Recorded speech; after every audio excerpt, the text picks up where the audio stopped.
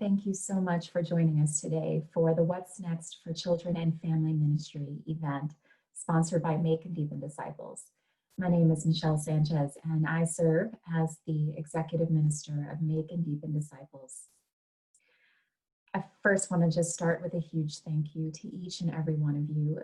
We are so very grateful for the opportunity to partner with each one of you for the children and families of the Evangelical Covenant Church. And we know that this has been an incredibly challenging season for everyone.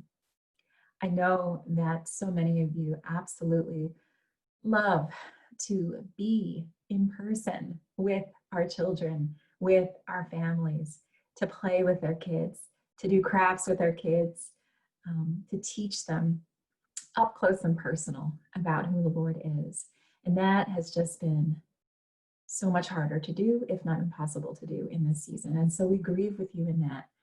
But we also stand with you knowing that this too shall pass.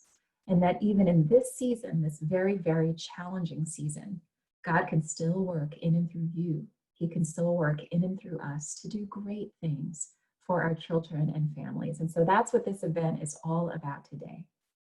Now, it's also about giving you an update about the ECC and Children and Family Ministry. So much has changed, and I know that there will be participants on this event today that have been walking with the ECC and Children's Ministry for a long time, and others who are much newer to it.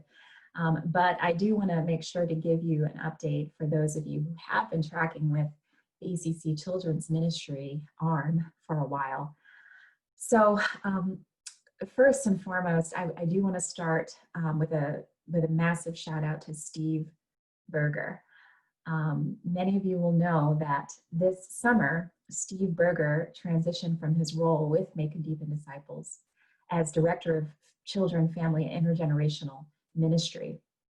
Now, Steve has been serving the ECC in children, families, and the whole people of God for over 20 years.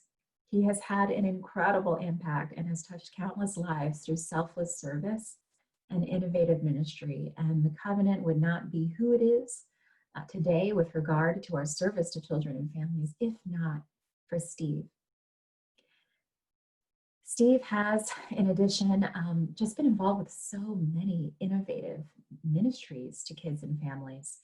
Legacy was Steve's creation, which inspired and coached a generation of covenant pastors to reimagine children's place of priority in God's kingdom. Justice Journey for Kids, which he has worked on with Love Mercy Do Justice, is having an unprecedented impact as a resource for churches to disciple kids in the ways of justice and reconciliation from the very start of their discipleship journey. And we know how very important that is in these days. He's had, there's way too many things to count that he's been involved with.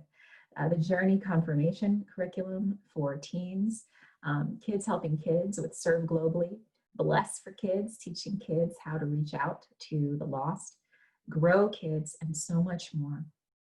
But more importantly, Steve, in terms of just who he is and what his character is all about, he has kept the Make and Deepen Disciples team focused not just on our mission, but on the God who calls us to that mission. And for that, I will be forever grateful. So again, Steve has transitioned, but I am also very happy to say that he will continue to partner with the Make and Deepen Disciples team in the season ahead. So Steve will continue to be a ministry partner with us, although he will no longer hold that title of Director of Children, Family, and Intergenerational Ministries. But he is going to continue to partner with us in a number of very significant ways, including hosting this event today. I want to say a word about Make and Deepen Disciples, the mission of Make and Deepen Disciples, which is to glorify Jesus as we mobilize a multi-ethnic movement of disciples who make disciples across all ages. And I want to let you know today that we are still committed to that mission, and we are still committed to making and deepening disciples across all ages, including with kids. So our ministry for children is not going to be concluding, but it will be changing due to new realities having to do with Steve's transition, with COVID-19 realities, also with the reality of a much leaner budget. But again, it'll be changing, not concluding, and I'll give you a few more updates today about what that will look like. We will continue to partner with Steve and other ministry partners, perhaps some of you, to help us to resource kids and families. And there's going to be two areas in particular that we will focus on and that we are definitely committed to. So the first, the denomination has a unique role in being able to host events like this that can gather children's workers and all who care about kids together to learn, to share resources, to network and collaborate within conferences. So we are continuing to commit to a couple of connections a year at least, where we gather children's workers together. And for now, that will be virtually. So we're starting with this one, and we'll have another one probably in early 2021. So stay tuned for that. We also remain committed to producing specific children's resources. And so, for example, Justice Journey for Kids will be officially released this fall, thoroughly updated with all 8 modules completed. So we are still committed to Justice Journey for Kids, to rolling that out in a big way, and to equipping kids and families with that important resource. Seaburger is also continuing to work with us as we produce that, along with partners in LMDJ, Love, Mercy, Do Justice. So again, these two key areas that we continue to be committed to and to actually fulfilling with the help of ministry partners will be children's connections, children's worker and children's leader connections virtually, as well as specific children's resources as the Lord guides and leads. Some things are still in process, but they are in process live right now. We're continuing to have conversations. And one of the major questions is the future of legacy, which again is a coaching ministry for churches about how to prioritize kids within different categories and different ways within their communities. So the way that we are currently doing legacy definitely needs to change to be more amenable to the realities that we are facing.